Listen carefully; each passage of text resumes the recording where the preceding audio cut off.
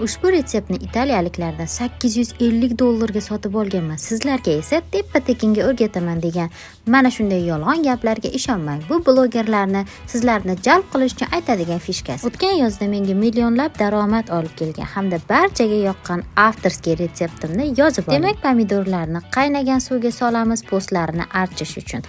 Piyozlarni, bolgarskiyni hamda chesnokni o'zingizga qulay o'lchamda to'g'rab, maydalab bir chekkaga olib qo'yasiz. Qalampirlarni esa qornichasiga ozgina pichoq urib qo'yasiz. Ichidagi havochasi bankangizni po'k-po'k qilib qo'ymasin deyman-da. Italiano pomidori deb nomlangan bu sousimni asosiy fishkasi ham mana shu rayhonlarda. Pomidorlarimiz qaynoq suvda 10-15 daqiqa turgandan so'ng esa idishga olib, uni postlarini sekin-asta artib olamiz. Uzr, archib olamiz. Bu siz o'ylagan lisi pomidor emas. Qayerda ko'rgansiz pomidor sochi borligini? Qozonga yog'larimizni quyamiz hamda ularni qizitganimizdan so'ng piyozlarimizni golden rangga kirgunga qadar qizartiramiz. Piyozlarni pastroq olovda qovurishga harakat qiling. Ana o'shanda buning mazasi haqiqiy italyanskiy bo'ladi. Shu joyda haterlar you are welcome. Mening qozonimni gapiring va obsujeniya qiling. Okay, next step bo'ladi bu bolgarskiyni. Piyoz bilan qovuramiz, undan so'ng chesnoklarimizni ham solamiz.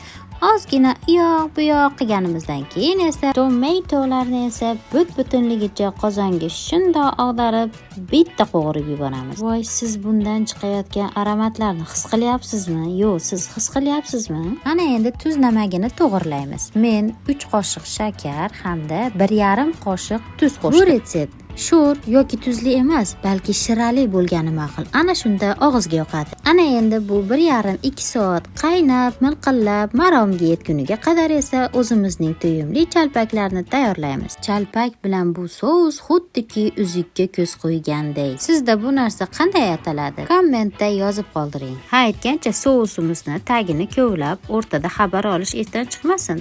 Ana endi rayhon bilan qalampirlarni solib bir aylantirib qo'ysangiz bormi? Tingan xamirlarimizni olib, qozonga yog' quyib, bitta-bitta pishirib olamiz. Menga shu narsa zarilmadi. Shu azvuchkani yozaman deb soat 1 bo'lishini kutdim, hamma uxlashini kutdim. Yana kepkatda montaj qilgunimcha ona sutim og'zimga ham keldi. Italiano pomidorlarimizni tarilkaga solib, o'zimizni kamimor konserva sliva kompotlaridan qo'yib, deb menimcha bunday kisli mevani yegan ichgan har qanday insonning abdi bujmaymasdan qolmaydi. Dadadadam, kulminatsion nuqtasi. Chalpakning ichiga issiqqina sousni solib, ustiga bitta qalampirni qo'yib, o'rab, yog'i endi sizga ma'lum. Menda shu masalliqlardan 4 ta 1 litrlik banka hamda 2 ta chinada sous chiqdi. Like bosing endi.